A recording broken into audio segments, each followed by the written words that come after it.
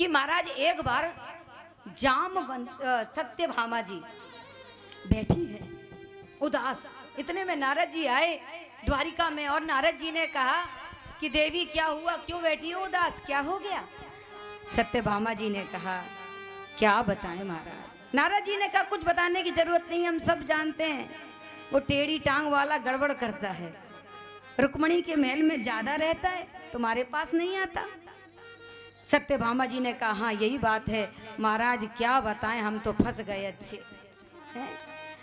वृंदावन में न जाने कितनी गोपिकाओं के साथ ताता थैया करते रहे और विवाह भी हुआ तो 16,108 को ब्याह लाए। भालू को नहीं छोड़ा, कुरूपा को नहीं छोड़ा, किसी को नहीं छोड़ा और हमारे पास तो रहते ही नहीं। नारद जी ने कहा तो क्या चाहती हो? कहने लगी कि हम ये चाहते कि हमारे पतिदेव हमारे आगे पीछे डोलें, जैसा हम कहें वैसा ही करें। नारद जी ने कहा तो फिर एक उपाय है। कहा क्या? कहा ये उपाय है कि भगवान को आप हमें दान कर दो। तो कहने लगे क्या कह रहे हो महाराज, दान कर देंगे, हम तो वैसे ही परेशान हैं। नारद जी ने कहा पूरी बात तो सुनो, बात सुनो पूरी। अरे दान कर दो और दान करने के बाद संकल्प देने के बाद उनके तौल के बराबर कोई और वस्तु हमें दे दो और भगवान को अपने पास रख लो। ये जब आप कर लोगी तो फिर आपका काम बन जाएगा। फिर तो आपके आगे पीछे ही मंडराएंगे, उधर नहीं जाएंगे, तुमको ही देखेंगे, तुमसे ही बात करेंगे। तो कहा फिर तो महाराज ये काम जल्दी करवाओ। तो महाराज संकल्प होने लगा। अब महाराज देखो संतों की हर बात में कोई ना कोई रहस्य छुपा रहता है,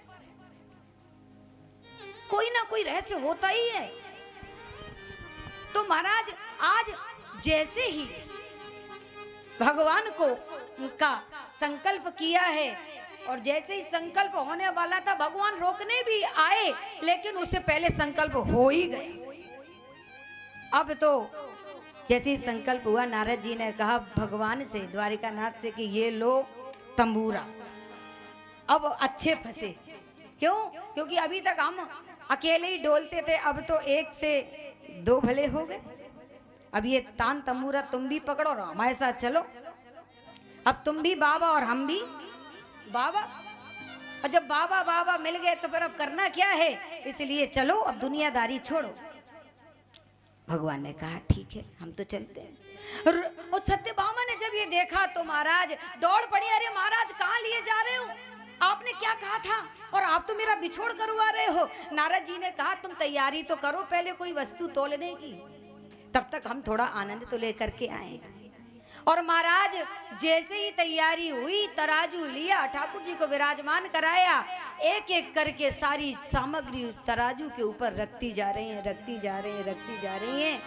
लेकिन ठाकुर जी नीचे ही बैठे हैं और जिस पर सामग्री रखी जा रही है वो ऊपर लटक रहा है। पसीना पसीना हो गई महाराज। नारद जी ने कहा जल्दी करो, और भी कुछ है हो तो लगा दो, नहीं तो ये तो हमारे हो गए, आप तो पक्कड़ हो गई, हम तो चले। 2-2.5 घड़ी से ज्यादा कहीं ठहरते नहीं है, जल्दी करो, फुर्सत नहीं है। तब तो सत्यभामा जी अब घबराने लगी, अब क्या करें, ये तो फंस गए बाबा जी के चक्कर में। तो महाराज क्या करें? तो आज उन्होंने जामवंती जी को बुलाया कि बहन तुम भी आ जाओ, तुम्हारे पास भी जो भी कुछ हो सब लगा दो।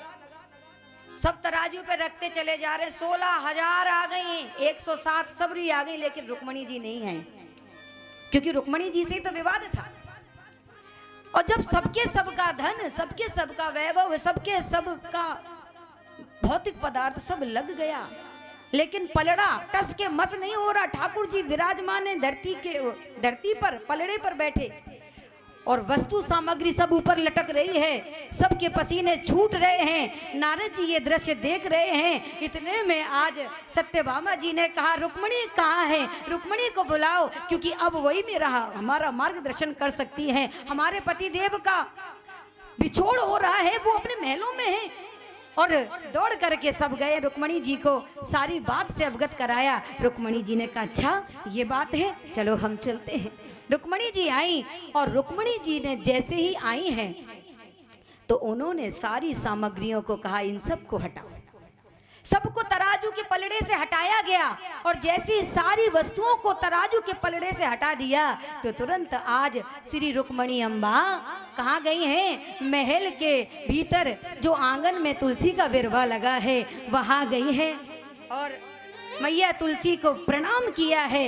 एक सुंदर तुलसी दल उठाया है, लिया है और लेकर के सोने की सलाई के साथ अष्टगंध के साथ जैसे ही तुलसी पत्र पे लिखा श्री राधा और जैसे ही उन्होंने लिखा तो महाराज पलड़े पर जैसे ही उन्होंने धरा भर है कि ठाकुर जी महाराज ऊपर हो गए और वो पलड़ा नीचे हो गया। ये है हमारी राधा रानी का प्रभाव। सबका सब वैभव एक तरफ और हमारी राधा रानी का नाम एक तरफ।